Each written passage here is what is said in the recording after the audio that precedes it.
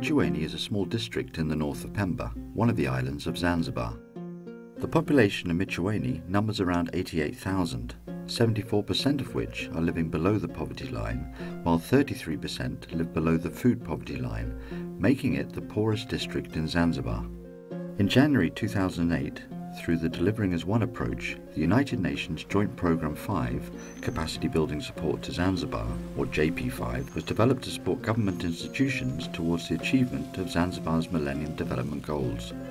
The programme was aligned to the national priorities outlined in Makuza, the Zanzibar Strategy for Growth and Reduction of Poverty, and was implemented under the leadership of the Revolutionary Government of Zanzibar. The Joint Programme 5 provided an opportunity for the local communities, the UN and the government to work in a harmonised manner towards the sustainable development of Zanzibar. Serikali ya Mapinduzi Zanzibar kwa kushirikiana na wadau wa maendeleo hasa taasisi za chini ya Umoja wa Mataifa walikaa pamoja na kuona jinsi gani wanaweza wakawasaidia wananchi wa Micheweni. Utaratibu wa kupanga mpango ndipo ulipoanza kushirikisha wadau mbalimbali kutoka kwa sekta, taasisi za chini ya Umoja wa Mataifa pamoja na wananchi wenyewe wa Micheweni kukaa na kupanga malengo ya namna gani ya kuweza kuwasaidia katika kupunguza umaskini. Mpango huu ulijikita zaidi katika kuwapatia wananchi wa Micheweni huduma za jamii na pia kuendesha shughuli za ndogo za kiuchumi ambazo kwamba zitaongezea kipato. Kwa kiasi kubwa nisema kwamba mpango huu ulifanikiwa na malengo yaliyotarajiwa yalifikiwa kwa kiwango kikubwa. In Micheweni, the UN Joint Programme 5 activities were downstream interventions aimed at improving the coverage of social services regarding health, education, water and sanitation in selected areas. United Nations volunteers, in line with their mission to promote volunteerism for peace and development, and under the support of the German government, focused on provision of technical support to JP5. By being part of the local communities they serve, the United Nations volunteers have the ability to empower these communities, thus making a difference right where it is needed.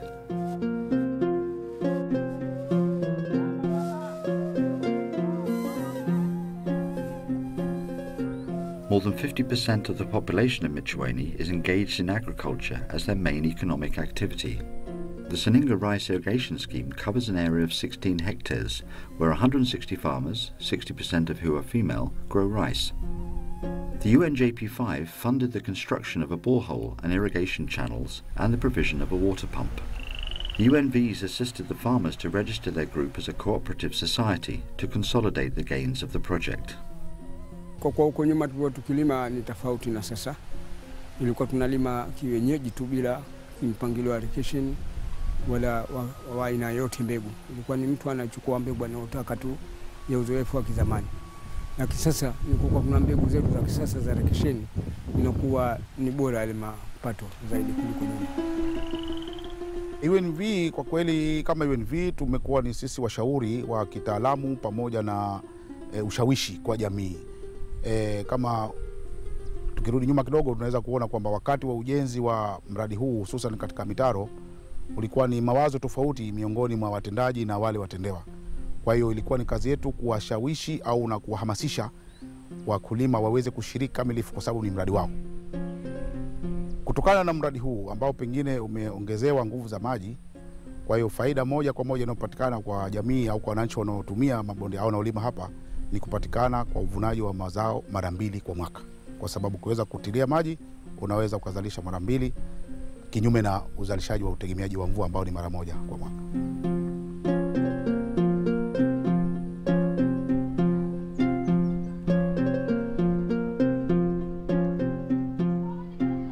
Many factors, such as limited access, had led to low service utilization of health facilities in Micheweni. In the village of Maziwa Ngombe, and through the support of the UNJP5, a twin house was constructed next to an existing healthcare unit to house 2 full-time nurses. This ensures that the health center is staffed around the clock. Katika kituo hichi zamani tulikuwa tufanye huduma za uzazi pamoja na kuhudumikia wakina mama walioharibu mimba, lakini kwa sasa GP5 imetusaidia sana, imetupatia nyumba pamoja na vifaa vyote vya kuzalishia na vya kuchemshia Kwa hivyo tunashukuru sana kwa pia wametujengea nyumba ambayo tunaishi hapa, huduma zinapatikana wakati wowote. Sisi hapo mwanzo kabla ya kujengewa nyumba hii ilikuwa tunapata usumbufu mkubwa sana. Mimi binafsi nishawahi kutoka hapa kuna na safari zangu, nikifika njiani nikamkuta mwanamke tayari anataka kujifungua. Ikabidi sasa nikatishe safari zangu kwa kunishughulikia bibi yule. Na alhamdulillah akajifungua salama, lakini ilikuwa huo ndio usumbufu. Lakini baada ya kujengewa nyumba hii twashukuru sana, usumbufu huo ulituondokea kiasi fulani. Sisi kama UNV tunachofanya ni kushajihisha jamii, kina mama waweze kuja hapa. Kwa kushirikiana na wafanyakazi wa afya tunashirikiana nao kuhamasisha kina mama waje hapa kujifungua na kupima kabla ya kujifungua na baada ya kujifungua, ili wajue hali zao za afya, maendeleo ya watoto, maendeleo za ujauzito na vitu kama hivyo.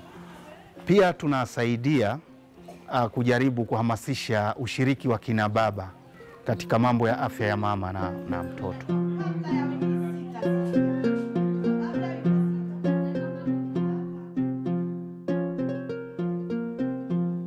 Micheweni had the highest basic need poverty, which stood at a rate of more than 74%. JP5 interventions were aimed at improving the livelihoods of vulnerable groups in a sustainable manner through the promotion of income-generating activities. 35 of the most vulnerable households in the district, of which 40% are female-headed, were identified by the UNVs with the help of the local community. The families were provided with faster-growing hybrid dairy goats in an effort to boost their income. The households were trained on goat husbandry through farmers' field schools, and the determination of the goat keepers has paid off, as some have managed to double their herds. The UNVs organised training for the farmers on goat keeping and regularly checked up on the beneficiaries, monitoring their progress. UNV wamechangia katika kuhakikisha kwanza ile taaluma ambayo ilitolewa kwa vikundi mbalimbali vya ufugaji wa mbuzi wa maziwa iingie katika maeneo haya ambayo mradi huu umeelekezwa. Kwa hiyo imekuwa ni rahisi sisi kuwasiliana na wataalamu wa mifugo pamoja na kuweza kutoa taarifa haraka kwa urahisi, kwa sababu tunaweza kusafiri kwa haraka kufuatilia wataalamu wa mifugo kuja kuhudumia maeneo haya ya mbuzi wa maziwa katika maeneo ya Micheweni. Mradi uniletea mbuzi mmoja. Nilianza walikuwa mbuzi 4. Na sasa hivi mbuzi wale hawapungui 24. Mabadiliko yapo. Kwa sababu nilipokuwa kufuga mbuzi wa nyumbani wadogo, nilikuwa nauza mbuzi mmoja kama shilingi 50. Ilikuwa kipato ni kidogo. Lakini sasa ninapopata mbuzi wakubwa, mbuzi mmoja naanza kuuzia 130,000, 130,000, 120,000. Kwa hivyo mabadiliko makubwa kwa upande wangu. Pesa ninazitumia kwa matumizi ya kupeleka watoto wangu shule, halafu na kupata mimi chakula, zingine nikalimia kwenye mashamba yangu.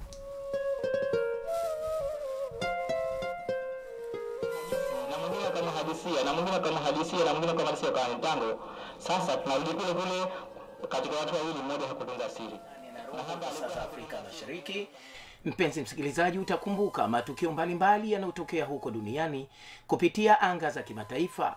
Kuna habari kutoka Yemen na huko Libya mambo ni moto. Wakati rais JP5 set up a community radio station to address crucial social issues at a community level, empower marginalized rural groups, and catalyze democratic processes and development efforts. The community radio operates for more than 12 hours daily, starting from 6 a.m. and covers an area of 30 kilometers outside the Micheweni district. Programu yangu kuna njia mbili.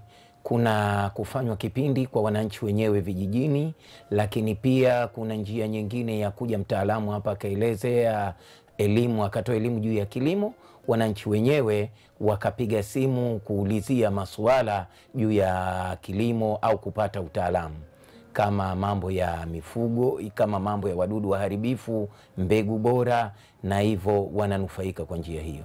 Kutokana na elimu inayotolewa kituoni hapa, faida kubwa iliyopatikana, wananchi walikuwa kizalia majumbani, sasa wanazalia hospitali. Wakulima na wafugaji walikuwa wakitumia njia zile za zamani ambazo hazina tija, sasa wanafuata njia za kitaalamu. Uvuvi unaotumika hivi sasa na ukulima wa mwani umeleta mabadiliko makubwa baada ya kutolewa elimu hapa kituoni. Response to the community radio has been very rewarding and positive. Mimi nafaidika sana, kwanza kupata elimu, alafu nafaidika kwamba iko ndani ya eneo letu, halafu nafaidika kwamba sasa jamii inapata mwamko tofauti kutokana na hii redio jamii unaofanana na wakati wa sasa. Redio jamii kwa kweli tunafaidika kiasi fulani kwa sababu ya kusikia matangazo mbalimbali, kwa sababu kama kipindi cha kilimo na watu wa kilimo, afisa kilimo hutoa matangazo kwamba wakati huu ni wa kulima, wakati huu ni wa kusia na mbegu gani watu wapande ili wapate mazao mazuri. Na karibuni tu hivi kuliingia matatizo, yani maradhi ya wanyama kama mbuzi, kuku. Kwa hiyo wakawatoa elimu ya tiba kupitia redio jamii. Kwa hiyo watu walifaidika sana tu.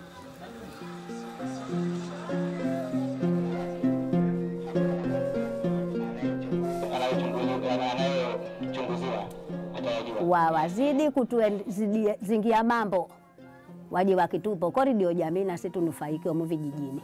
Kama hizo redio wende wakizinga, waje wakitupa nasi wale mabosi, waje wakitupa nasi tunemeke huko vijijini, muzidi kuwapa sana. Huyo babangu kwa asikia amba fahamu, wazidi kwenda chuma huko, waje nayo mambo hapa wape mabosi wanemeke, na sisi watu wa vijijini tunemeke, kwa sababu hizi redio ni haba.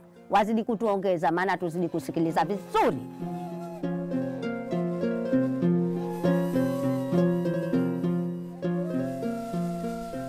In Micheweni, 60% of the population is illiterate and 41% of the rural population has never attended school. The reasons for this include lack of access to school facilities, parents' attitudes towards education and their financial situation. JP5 ilipokuja walijenga jengo hili ambalo lipo mbele yetu, lina vyumba viwili vya kusomea, lina ukumbi mmoja, lina vyoo viwili ambavyo kimoja kinatumika kwa wanaume na kimoja kinatumika kwa wanawake. Kuna choo ambacho kimewekwa kwa ajili ya walimu, lakini kama vile haitoshi kutokana na idadi kubwa ya wanafunzi, vikajengwa vyoo vya ziada nje ambavyo sasa hivi vina vyumba 4.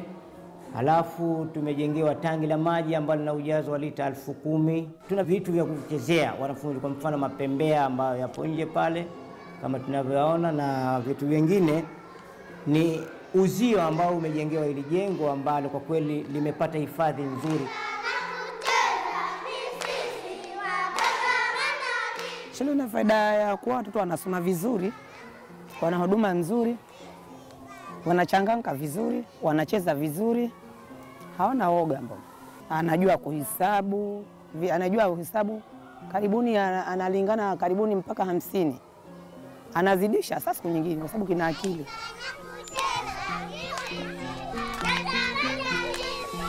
Tulichochangia ni kwenda vijijini kuhamasisha wanajamii, kuwahamasisha kina baba na kina mama waweze kuandikisha watoto pamoja na kuchangia uji. Wameona hii thamani ya uji. Unajua kabla ya uji attendance ilikuwa inashuka, lakini uji umepandisha pia ile attendance.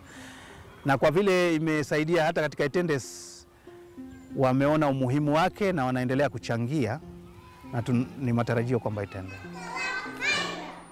Currently the school has 127 students, 74 of which are girls. The children are provided with ideal conditions for receiving education and educational support. The teaching patterns and the learning quality have been greatly improved, and many children in the region have had and will have an opportunity of a great early education that will lead them to a better future. The distinctive contribution the UN volunteers brought to JP5 provide tangible evidence of how development efforts can be facilitated by working alongside the communities. The Micheweni interventions, being the result of a combined effort of the local communities, the UN and the revolutionary government of Zanzibar, have had an important impact on the lives of the people of the small district and have laid the foundation for the sustainable development of the island as a whole.